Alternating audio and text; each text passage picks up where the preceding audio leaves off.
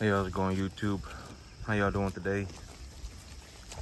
I got a grain cart squared away that I'm gonna go pick up this Monday. I'm gonna go look at it, make sure it's okay, then pick it up on Monday. I figure, this whole grain cart thing, right? It ain't, it's just it's practically just a big old metal bin on wheels, right? So I doubt there's anything really wrong with it. I'm just gonna go take a look at it. It's gonna be about $1,750 after delivery. I'm gonna go take a look at it. If it's good, I'll buy it. Having a grain cart is gonna save me a lot of effort every day.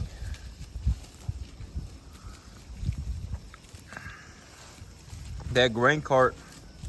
So a grain cart, you can look it up on Google. It's practically just a big old metal bin on wheels. It has a little door on the side of it, so I can open the door up, and when I open the door up, the grain will start coming out of it. So yep. And also these people who deliver grain, if I have it poured into a bin like that, if I have it poured into an overhead bin or into a grain cart or into some kind of a bin, it's cheaper per tonnage. It's about $20 per ton cheaper. So if I went and bought 10 tons, it'd be about $200 cheaper. It'd be cheaper. It would also be easier on me. So it's a win-win situation. So I'm gonna go pick one up on Monday. I'm also gonna go pick up fertilizer on Monday. My big plan earlier this week was to put 1717 on this field and then let it sit on this soil, because the YouTube weather people have been saying that there's going to be rain hovering around here up until about the 13th, and I can actually feel some cool moisture in the air right now. I can actually feel a little bit of cool moisture in the air. And so I was like, maybe we're gonna get some rain here, and if I can get about a ½ inch of rain and 1 inch of rain, that'll be enough to push the fertilizer into the ground enough to where I could just roll the soil over later in the year in the fall when I plant my fall crop. But my fall crop, I am gonna have to turn the soil over. If y'all see this field right here, like y'all see all this right here. This right here, this is all just dead sorghum Sudan grass. This right here, all of that, it's just completely covered the field. That's all the sorghum Sudan grass that these animals just kind of pushed over, or they trampled it, or they've chewed it up and then spit it back out and stuff like that. But I have to turn all that stuff over, because this stuff right here, okay, so this stuff, when it goes dry like this, when it's going to mat the field down. It's going to turn into like a mat, and it's going to be it's going to have a lot of bacteria and fungus and stuff like that in it. And there's one particular fungus that it's called dampening off. It causes a disease called dampening off, and it causes it in these little plants.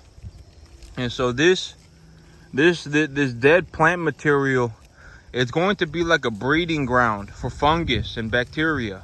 And when I try to plant new plant material on it, it's going to kill the new plants. It's not, this stuff is also like it's gonna have like a lot of stuff like powdery mildew in it and stuff too.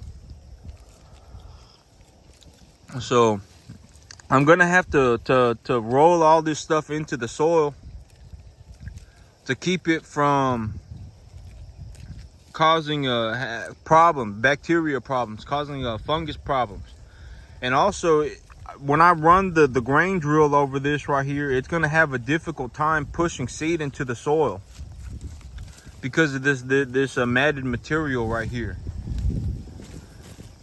And so yep, I'm gonna have to roll all this stuff into the soil. I'm gonna have to plow all this stuff into the soil anyway. So I figure if I have to do it anyway, it ain't a big deal that I have 1717 on the field. Because 1717, okay, so phosphorus and potassium fertilizers, they bind to the soil.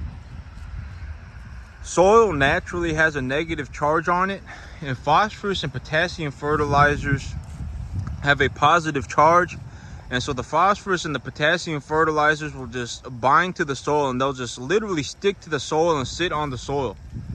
They may get down to, you know, 5 to 10 inches, which is just about okay for the grass. But you know, it's going to take it a long time. It's going to take years for that fertilizer, for that phosphorus and potassium fertilizer to go into the soil.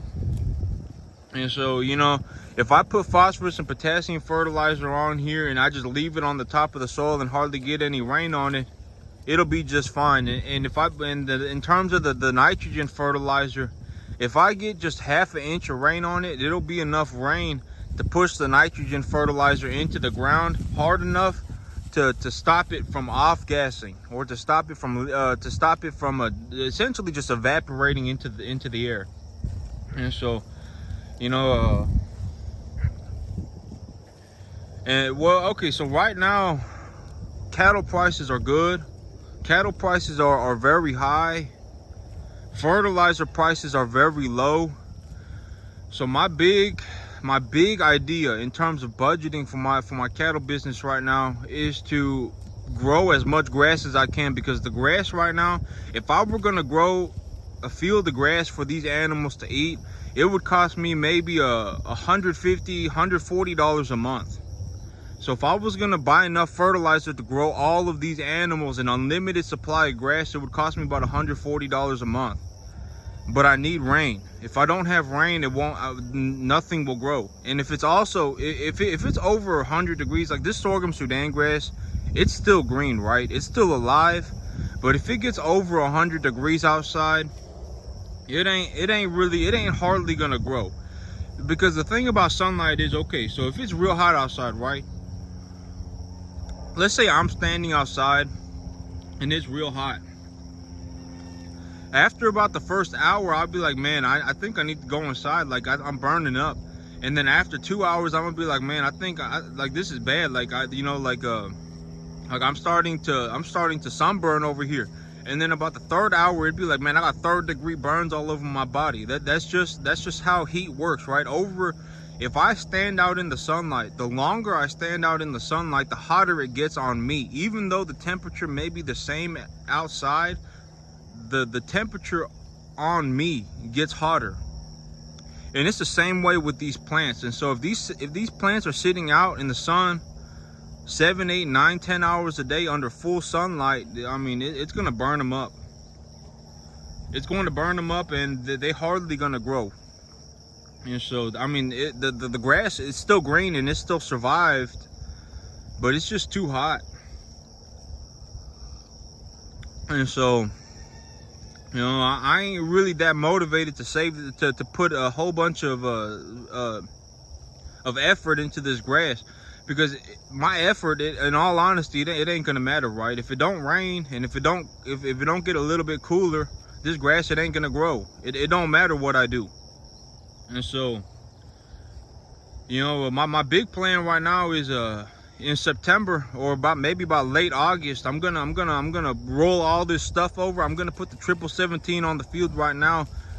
I'm gonna roll the soil over with a moldboard in September, and then I'm going to plant my fall crop as soon as I can. That's my big idea right now. So my fall forage, I'm gonna plant my fall forage as soon as possible. And I'm not even gonna worry about the sorghum Sudan grass. And next year, well, I mean, you know, this sorghum Sudan grass, if it costs me, let's say it costs me $500, right? And I grow grass for if it costs me about $500. Okay, so this grass right here, it cost me about $150 to buy the seed to cover all this. It cost me about $150. And then about 1 ton of maybe I need 1.5 tons. So, you know, it's gonna cost me about $600 realistically. about $550, $600 to grow this grass like this, to plant the grass and grow it for about 3 months. And in all honesty, even if I can only grow it for 3 months, it's still a good investment. You know, the $550, $600 to grow this grass for 3 months, it's a good investment. And but the thing is, the fall crop, the thing that I plant in the fall, the plant material that I grow in the fall, it will last me almost 7, 8, 9 months. And so, you know, my big idea is I'm going to put as much I'm going to put the fall crop in as soon as possible. And I'm going to really focus my efforts on the fall crop. And so as soon as I see a window of opportunity to plant my fall crop, I'm just going to roll this soil over. And as of right now, the only thing I'm going to do with this grass is just put triple 17 on it and then leave it on there. And then I'll just roll the soil up. When I roll the soil over, it'll all go into the soil together. But I got to clear this plant material up, because if I don't clear this plant material up, my seeds won't germinate properly, especially when it gets wet. When it gets real wet, this dry grass material will absorb a lot of water, and it'll get worse. It'll get more matted. And so I'll have to roll all this stuff over. And when I roll it over into the ground, the worms and stuff in the ground will eat it up, and then the bacteria in the ground will break it down. And so eventually this stuff will all just go away again. It'll integrate into the soil, put carbon in the soil. It'll be very good for the soil. You know, plowing, you know, a lot of people don't know this, but plowing the soil is very good for the soil. It has its negatives, it has its pros, and it has its cons, but it does have its pros. It's not just like I plowed my field and I obliterated my field. That's not how it works. Plowing a field has a lot of benefits in terms of soil health. If I plowed all this stuff into my soil, my soil would get a lot healthier. I would have a much better soil. You know, I think it's a common misconception that if someone plows their field, it just like obliterates their soil, but that's not how it works. Plowing all this stuff under will put a lot of organic material in the soil, and it'll increase the organic matter in the soil, and it'll do a lot of good things for the soil. But yeah, I was going to take these animals to market this weekend. I was going to start taking animals to market this week on Monday. But I won't be able to take them just because my Monday is going to be super busy, because my father had that heart attack.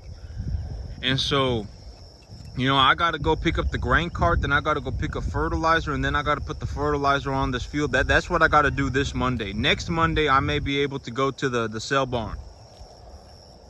But yep, I'm just gonna have to,